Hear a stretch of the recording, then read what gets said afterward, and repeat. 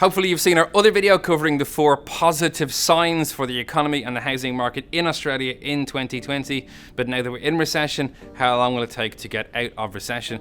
This video is going to cover the other side of the story. Here are 4 negative signs when it comes to the housing market and the economy in Australia in 2020.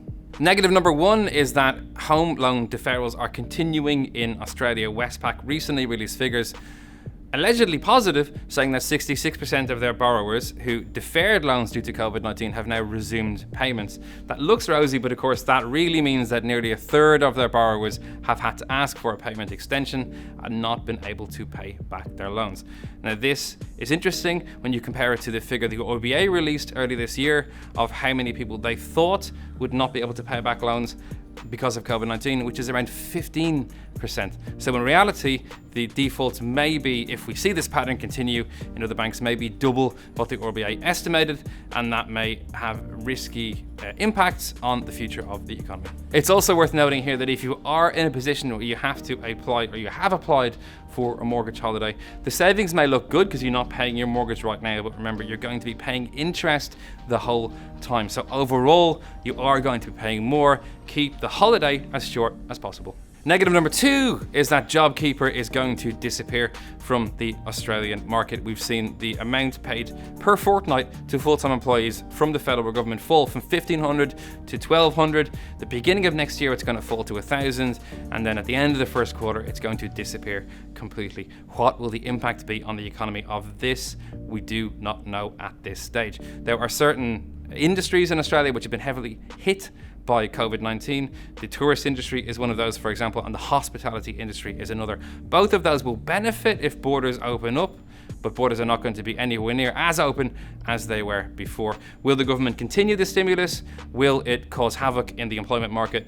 We do not know at this stage. Negative number 3 is that wage growth is looking grim for the foreseeable future. The most recent month-on-month figures for wage growth were clocking up at only 0.2% nationally, and of that, only 0.1% for private companies. We survey 40 leading economists every month in Australia as part of our RBA survey and ask them if they feel positively or negatively about a bunch of economic factors, one of which is wage growth. And if you look at the chart of positivity, it's dropped and it's pretty much flatlined for the last year. So things look pretty grim for the future there.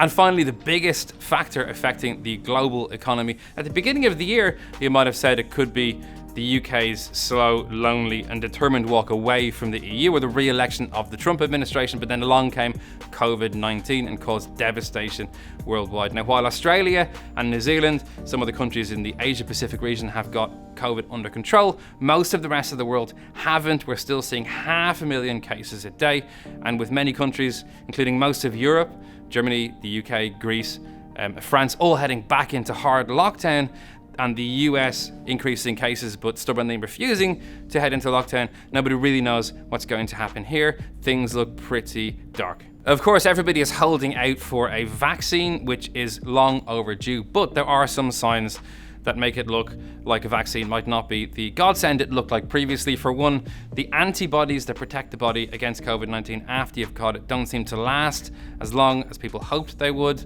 Nobody knows what impact that will have on a vaccine. Also, nobody knows how long it's going to take to make a safe vaccine and manufacture it and distribute it to most of the world's population. So there are a lot of unknowns here. This, of course, directly relates to the Australian economy. Even if we are free of COVID, if the rest of the world has it, that's pretty grim for us because the Australian economy relies so much on migrant labour, on tourism, and on exports, particularly in mining. So if the rest of the world is heading south, we're probably heading south too. So there you have it, 4 positive and negative signs when it comes to the economy and the housing market in Australia. What conclusion can we draw from this? Well, my hunch is that Australia might be all right in the end, if only because we've handled coronavirus better than a lot of other countries. But if you're feeling depressed after that video, go back and watch our positives video to see a more rosy outlook when it comes to the economy. If you want to keep an eye on this news as it progresses, subscribe to our YouTube channel or check out my insights blog on finder.com.au.